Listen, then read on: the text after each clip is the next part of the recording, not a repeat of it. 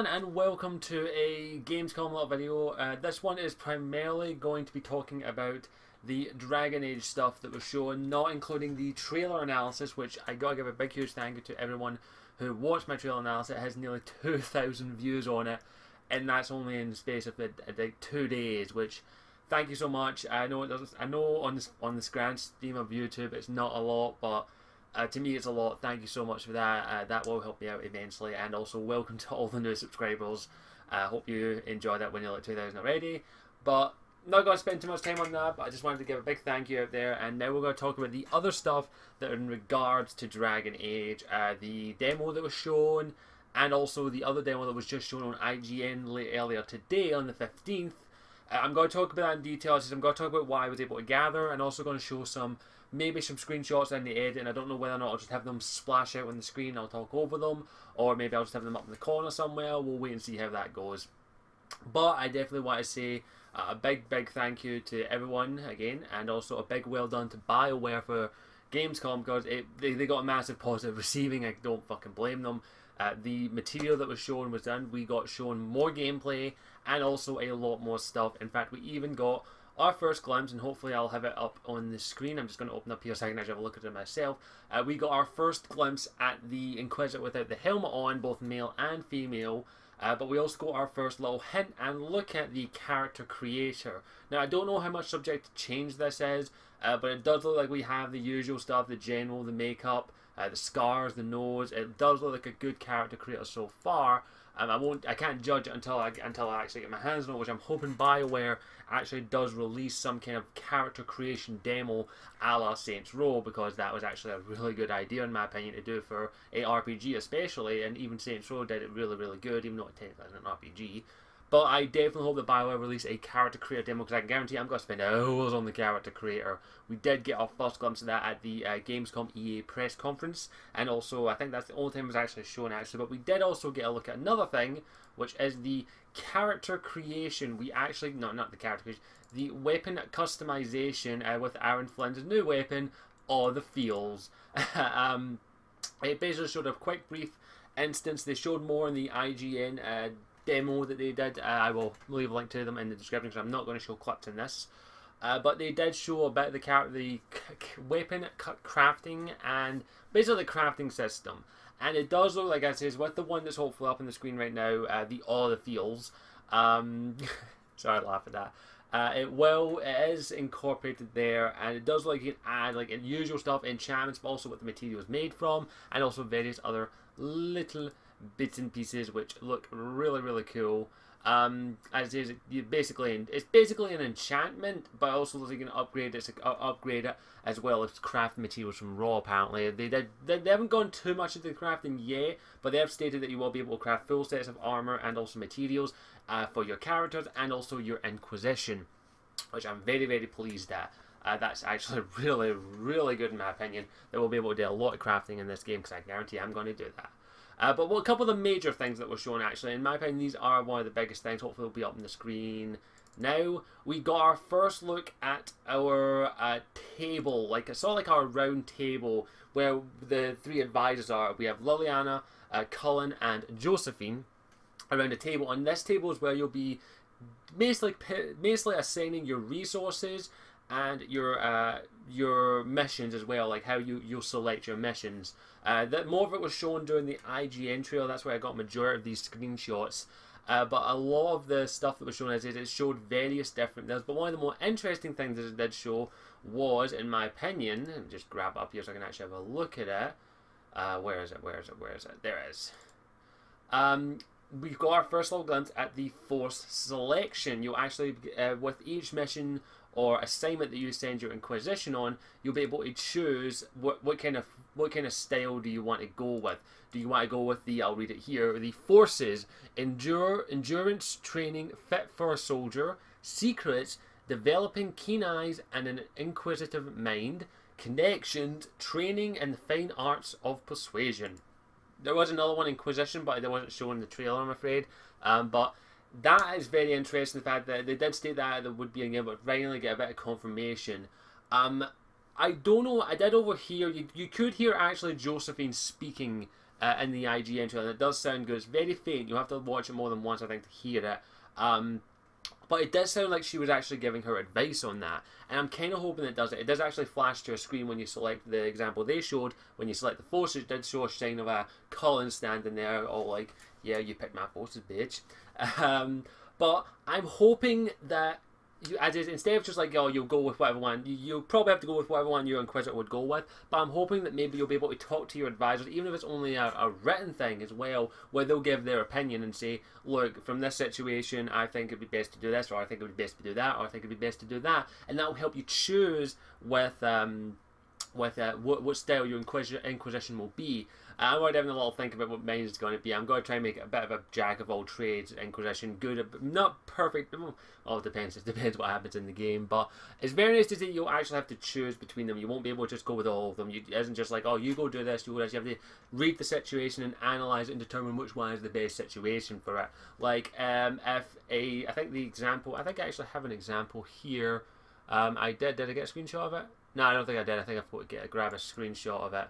And up here it is, I do apologise. The one that they actually showed during the demo is the Serpent of Navarra.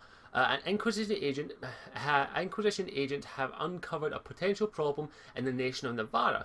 A Tevinter mage by the name of Verelius has recently been noted in the company of King Marcus, and rumours committed on how strange it is for a new advisor to be so closely heeded. There's evidence that indicates that Verasa is a member of the Venatori. Having the Navarrian king under their side should give them a cult a great deal of power and hindering the Inquisition's ability of operations in the north. That is a good example. It's like, what is the best way to approach that kind of situation? Do you go with a full-on brute force with Cullen, the military guy? Do you go with Liliana, the spy and subterfuge person, and try and maybe cause a scandal in that area? Or do you go with the Josephine action and go with more of a political action? Now, me personally, if I was going with this one, I don't know. I wouldn't go full-on force, because the last thing my Inquisition wants to do is have an absolute all-out war with Navarra. So I would probably either go with the subterfuge with Liliana or a political option with Josephine. That would all depend on how my Inquisition, and also I would mind having more information. So I'm leaning, if I was in that position where I had to, well, I'm going to be in that position, what one would I choose? Would I choose the Liliana option or would I choose the Josephine option? Really, really tricky, man. It kind of makes you think. And if I'm going to be honest, I probably would go more of the sneaky option and go with like Liliana, send some agents out there, gather as much information as you can. If you can smear his name, smear his name. Or I'd go with the political one, but probably Liliana would be my option for that kind of thing, because I wouldn't want to go full-on brute force with Cullen, because no offence to Cullen, we don't need a war with Navarra. We kind of already dealing with a fair over here. But that's a good example in my opinion. Like, you have to read it and understand it and think what is the best situation for that. You don't go full on. But as I say, it all depends on what type of Inquisition you're forging. If you're forcing an Inquisition that is heavily military based, your armies could probably handle no matter what. But if you're building one that's probably spy based or political based, then maybe Josephine or Liliana would be the best options. As I say, is for me personally, reading that kind of thing, that's not a brute force action you need to do. That is a subterfuge action or a political action, and that's very interesting. You're going to have to decide that. I am very pleased that you will actually have to choose and not just be like, just Inquisition, go deal with it. No, you have to think carefully. I like that. I'm trying to think. I'm just making sure I haven't missed anything else. There is also they also showed during the IGN trailer, gameplay, sorry, is that with each part of your Inquisition, forces, secret, and political, and also Inquisition, you'll be able to upgrade them. Now, we did get a look only at the secrets one and the Inquisition one, but the secret ones is very interesting to me because it has arcane knowledge, optimal cutting, eye for the finest, and eagle eye. The only one that was shown is the arcane one, which is a detailed study of magical and the places of magic and places and creatures interacted with them. Opens up new dialogue options related to the Fade or arcane studies. Grants a plus 50% experience to codex entries unlocked. So yeah, you have to assign and I pick certain upgrades for your Inquisition, and that looks like it will affect your character, but also not only the Inquisition. If your Inquisition is trying to study as much as it can on the Fade, you want that arcane bonus. You want to get up. You want to collect as many Codex entries as you possibly can. It's an incentive to collect the Codex entries that isn't just XP, but also Inquisition based. Like if you have to study if you're trying to figure as much as you Fade, and you find a book about the Fade, you'll want to read it. But then that book tells you that there are other books about the Fade, about certain demons you want to find, about demons you want. Instead of the more you know about your enemy, the more you'll be able to take care of it. And sorry, I'm really loving this. I'm loving this. I love the sound of this. It's fucking awesome. I like that. I like the fact that these upgrades have been well thought out by the looks of it. I just if you're going up right, in all honesty, if you're going up against the Fade, you need to know much about that. So that's probably what I'm going to be doing. But yeah, I really like that you'll be able to unlock upgrades as you go along, and you build your influence with the Inquisition all over Orlais and for Ferelden, because it has now been confirmed that you'll be dealing with Orlais and for Ferelden, so get ready to deal with that, bitches. I think that's pretty much all the screenshots I was able to get a hold of. I said I didn't want to show them. Oh, we did get one more thing. We did get our first look at the party selection screen, which actually looks a bit like tarot cards, which I'm kind of intrigued with. That's kind of cool in my opinion. Definitely like that, and definitely approve of that. It's very cool. And I'm not going to be showing any more screenshots after this point, because really I couldn't really get the screenshots. It wouldn't do them justice. I would have to show clips, and I don't really want to do that because IGN are a bunch of twats. But yeah, let's talk about the gameplay that was shown both on the EA press conference and also the IGN thing.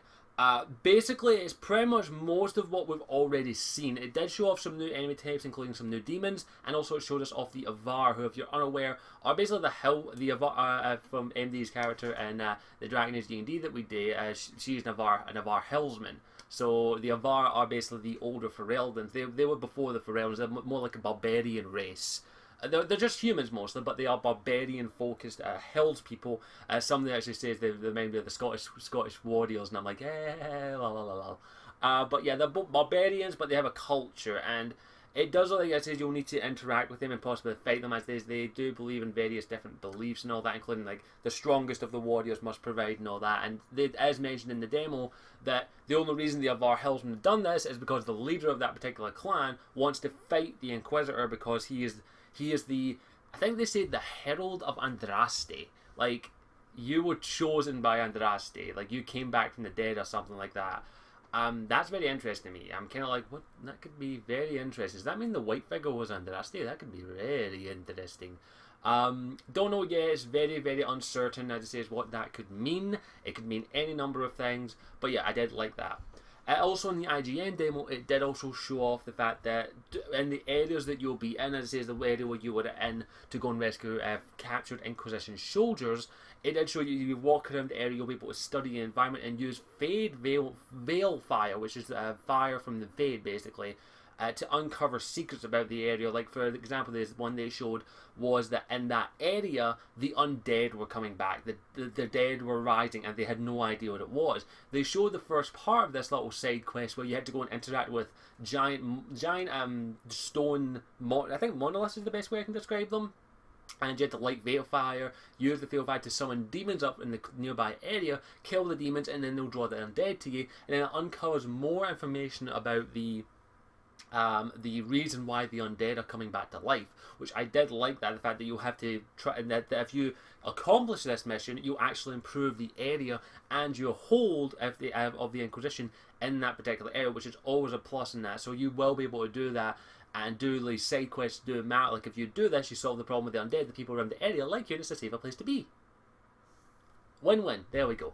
It did also show you up that you could set up a camp in the area as well once you find a suitable location. You set up a camp that puts more of a hold of the Inquisition in that area, which I really did like the fact that we'll be able to do that. Now, it was just a standard camp, it wasn't a keep or a hold of anything, but hopefully we'll be able to do that with holds in the future.